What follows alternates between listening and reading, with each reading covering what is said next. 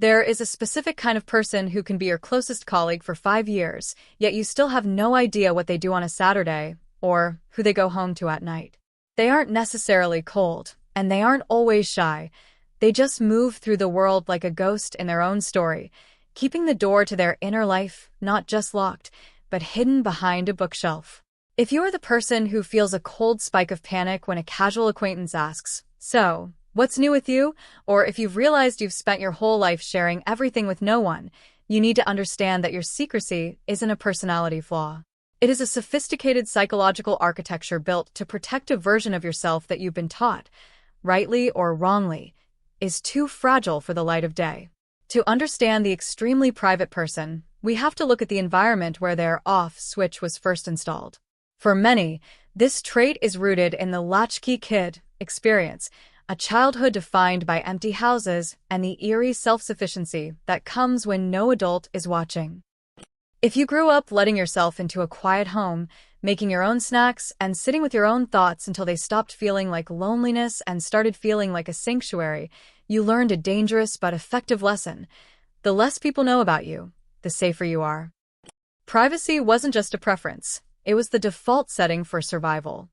This creates what psychologists call a high-contingency environment, where you learned early on that your actions had direct consequences you couldn't talk your way out of. In this world, visibility meant being vulnerable to judgment or the rug being pulled out from under you.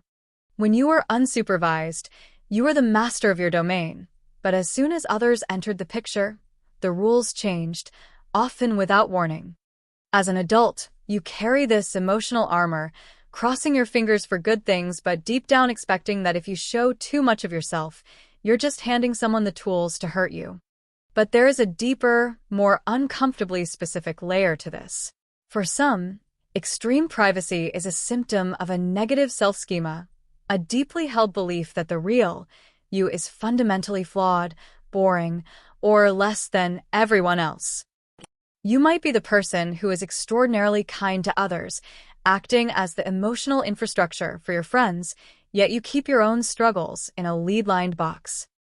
You've learned to be an exceptional listener because you've spent years believing your own inner world is unworthy of attention. You've mastered the art of reading a room and sensing shifts in mood as a survival skill, managing other people's emotions so you never have to address your own. There is a quiet, unnamed grief in this way of living. It is the grief of being an adult in a child's body, having suppressed your own needs so thoroughly that by the time you reach adulthood, you genuinely struggle to identify what you want. When someone pushes you to open up, you don't feel seen. You feel a flicker of panic because needing something or being known opens a door that, the last time it was open, led to disappointment or conditional love. Interestingly, your preference for privacy might also be tied to your optimal arousal theory. While extroverts recharge through the massive dopamine they get from social buzz, you might have a more sensitive dopamine system, reaching optimal stimulation much faster. For you, the world out there is a chaotic assault of unpredictable variables, but your private life is a space where you control the lighting, the noise, and the vibe.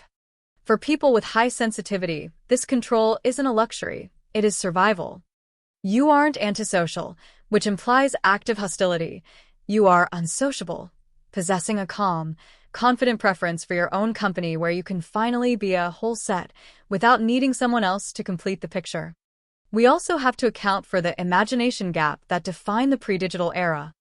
If you grew up in a time before the high-contingency world of social media, where privacy was the norm and mistakes only lived as awkward memories in a basement, the idea of blasting your life out for strangers feels inherently risky.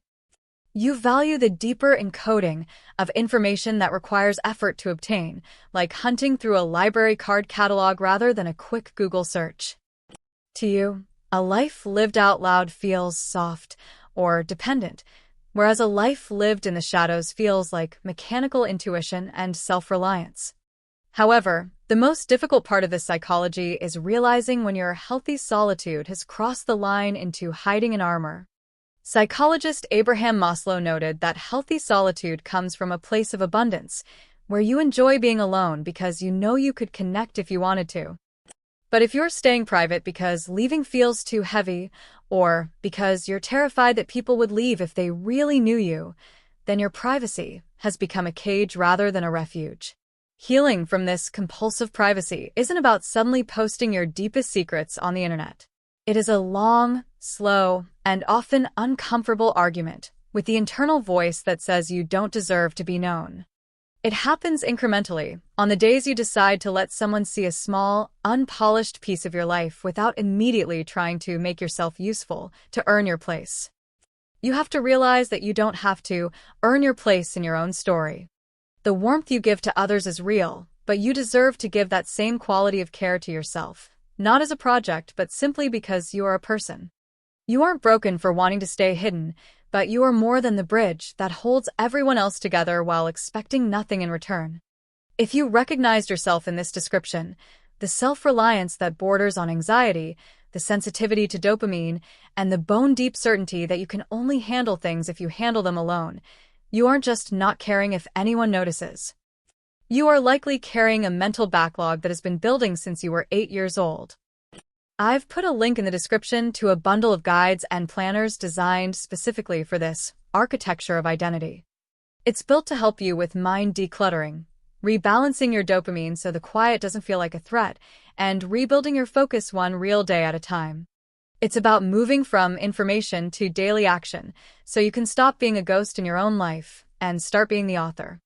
Check it out in the pinned comment, and remember, you don't have to be invisible to be safe.